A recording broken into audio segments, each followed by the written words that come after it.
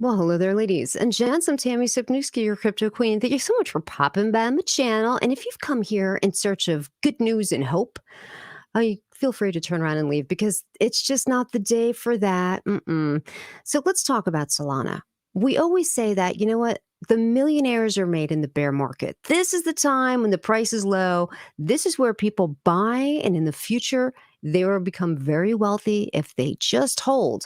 But the secret of that is knowing when to buy the bottom. And do I think that Solana is at the bottom right now?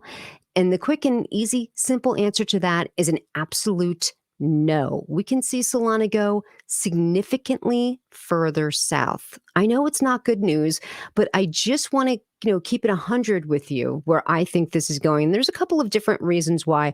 So if we look at the chart here, and of course we see this huge red line down, we all know what that is.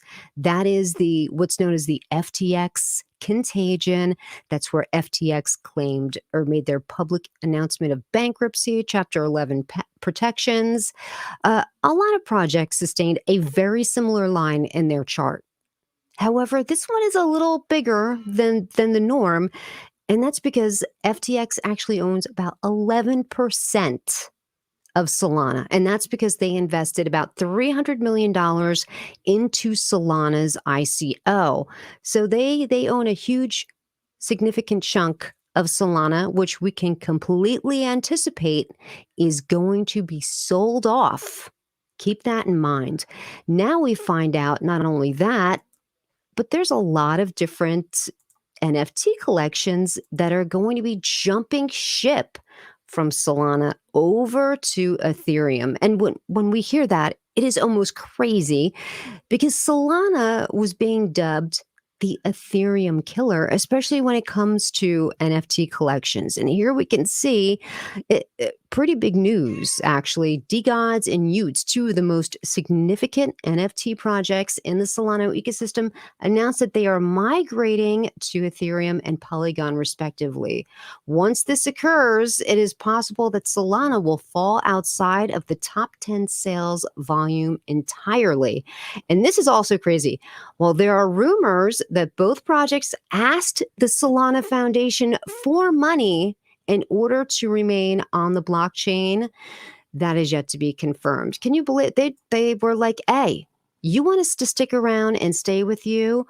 You got to pay us some money. And, maybe they asked that because Solana did sustain a lot of outages this year. It just seemed like they were plagued with a lot of problems.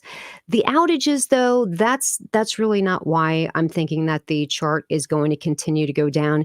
It is because of the FTX connection to Solana. I think that once they start selling those off, we're going to see the chart go down even more. And listen, the bear market is just, it's on us. And we can expect to see this bear market well into 2023.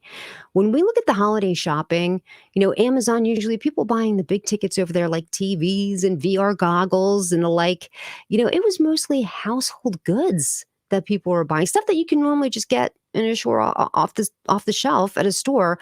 But people were looking for those discounts. Like the economy is at a really bad place right now. And I think that, even though we say this is the absolute wrong time to start selling your cryptocurrency, some people are going to be in a position where they have no choice but to sell their cryptocurrency.